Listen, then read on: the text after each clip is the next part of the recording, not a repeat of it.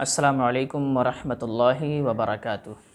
اللہ رب محمد صلی اللہ علیہ وسلم، نحن عباد محمد صلی اللہ علیہ وسلم۔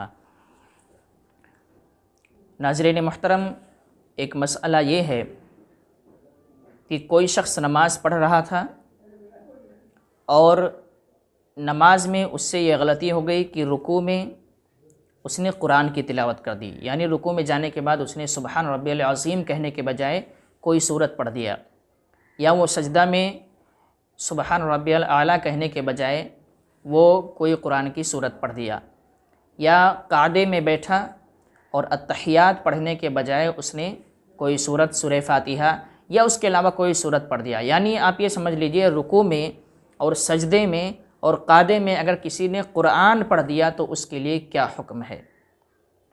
تو یاد رکھیں، اس کے لیے مسئلہ یہ ہے کہ اگر کسی نے رکوع، سجود اور قعدے میں قرآن پڑھ دیا تو اس پر سد سہو واجب ہے، سد سہو کرنا پڑے گا۔ قرآن پڑھنے کا محل صرف قیام ہے، قیام کی حالت میں قرآن پڑھا جائے گا۔ ثنا کے بعد قرآن پڑھنے کا حکم ہے، سورہ فاتحہ اور سورت کی تلاوت کرنا ہے۔ اس کے بعد ہر رکعت میں جب وہ قیام کے لیے کھڑا ہوگا تو سورہ فاتحہ سورت کی تلاوت کرنا ضروری ہے۔ اس کے علاوہ پوری نماز میں کہیں بھی قرآن پڑھنے کا حکم نہیں ہے۔ رکوع میں الگ تسبیحات ہیں، سجود میں الگ تسبیحات ہیں، اور قعدے میں التحیات اور اس کے علاوہ دیگر چیزیں پڑھنی ہیں۔ لیکن اگر کسی نے رکوع میں یا سجدے میں یا قعدے میں یعنی التحیات کے لیے جب بیٹھا جاتا ہے اس وقت سورہ فاتحہ پڑھ دیا یا کوئی سورت پڑھ دیا یا قرآن کی کوئی آیت کی تلاوت کر دیا تو ان تمام صورتوں پہ اس کو سجدہ سہو کرنا لازم ہوگا۔ اگر سجدہ سہو نہیں کرتا ہے تو اس نماز کو دوبارہ پڑھنا ضروری ہوگا۔ یہ مسئلہ اس وقت ہے جب کسی نے رکوع، سجدے یا قعدے میں قرآن کی تلاوت کر دیا ہو۔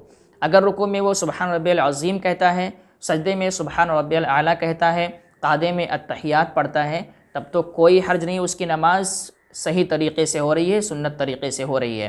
لیکن اگر کسی نے ان تسبیحات کو یا التحیات کو چھوڑ کر تسبیحات کی جگہ قرآن پڑھنا شروع کر دیا یا التحیات کی جگہ قرآن پڑھنا شروع کر دیا تو ان تمام صورتوں پہ اس شخص پر سجدہ سہو واجب ہے، اور ایسی صورت میں اس کو سجدہ سہو کرنا ضروری ہوگا۔ اگر نہیں کرے گا تو اس نماز کا دوبارہ پڑھنا ضروری ہو جائے گا۔